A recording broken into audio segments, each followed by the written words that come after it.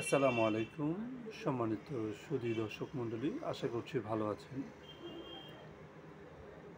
আজকে সকালেই ইসরায়েল ইরানের মূল ভূমিতে আক্রমণ চালিয়েছে, যেটা আমরা বিভিন্ন সংবাদ মাধ্যমের মাধ্যমে জানতে পেরেছি।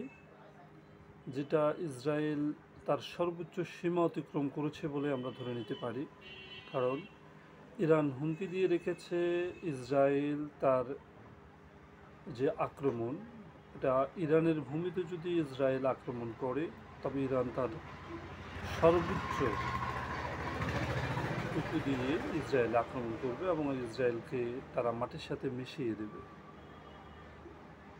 যদিও গত এক সপ্তাহ 13 তারিখের ইসরায়েলের হামলার পর থেকে আমরা অনেকেই হয়তো এটা নিয়ে একটু সন্দিহান ছিলাম যে ইসরায়েল হয়তোবা ইরানে আক্রমণ করবে না, কিন্তু দিন শেষে ইসরায়েল তার সর্বোচ্চ ধৃষ্টতা দেখিয়েছে এবং তারা ইসরায়েল থেকে ইরানের ভূমিতে সরাসরি আক্রমণ করেছে।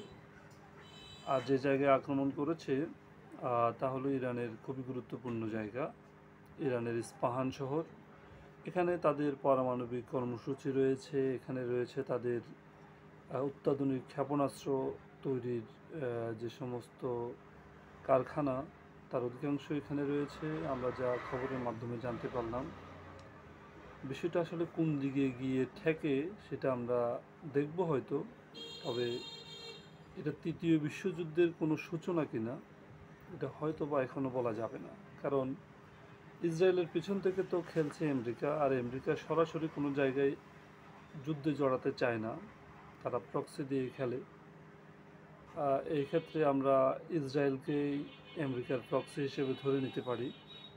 ইরানের যতগুলো হামলা হবে অথবা ইরানের বিরুদ্ধে তাদের যতগুলো কর্মকাণ্ড হবে, তার সবটাই ইসরায়েল এবং আমেরিকা যোগ সাজসে করবে। এটা খুবই ইজি ব্যাপার, কারণ আমেরিকা তার উপযোগী কোনো একটা দেশ এগিয়ে যাক অথবা তার জন্য হুমকি তৈরি করে এমন কোনো দেশ পৃথিবীর মানচিত্রে থাক, এটা সে সহ্য করতে পারে না অথবা সে চায় না। আর বিশেষ করে মুসলিম রাষ্ট্রগুলোকে তো সে তার চোখের বিষ হিসেবে দেখে। মুসলমানদেরকে তারা যেভাবে কচু কাটা করতে চাচ্ছে, করে যাচ্ছে, এটা তারা কন্টিনিউ করার একটা প্রসেস বলতে পারে। এদের তো মধ্যপ্রাচ্য নিয়ে এদের বিশাল একটা ম্যাপ রয়েছে। তারা মধ্যপ্রাচ্যে বিশাল একটা পরিবর্তন আনতে চাচ্ছে, যেখানে মুসলিম সাম্রাজ্য তো এখন আসলে নামে আছে।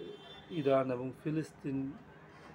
ফিলিস্তিনের প্রতিরোধ আন্দোলন যে জায়গাটুকু ধরে আছে, এই জায়গাটুকু বাদে অধিকাংশ আরব রাষ্ট্র তো ইসরায়েলের দাসত্ব করছে এবং আমেরিকা সেটা করতে বাধ্য করছে।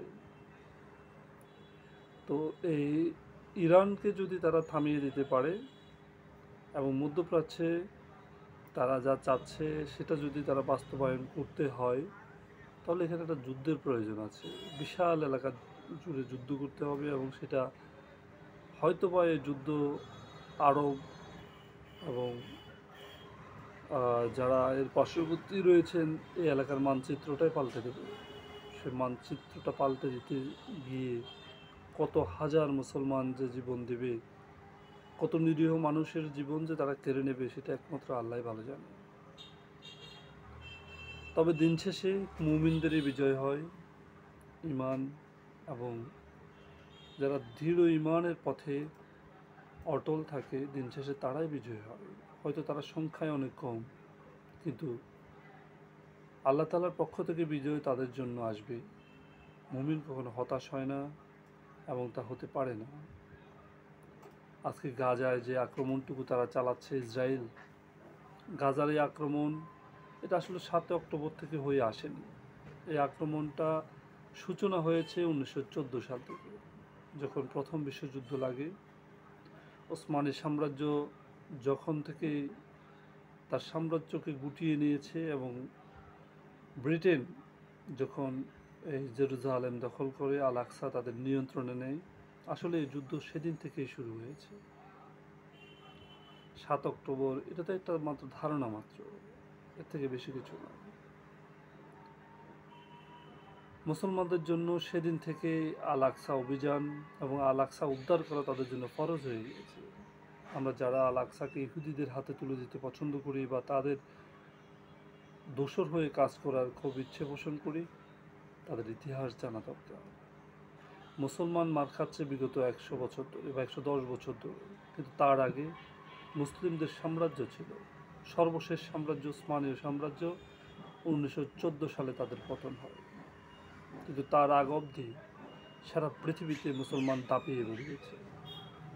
সারা পৃথিবীতে মুসলমানদের জয় জয়কার ছিল। আমাদের ইতিহাস জানতে হবে। দেখা যাক, আমরা এই বিষয়টা নিয়ে আরেকদিন ভিডিও করব ইনশাআল্লাহ।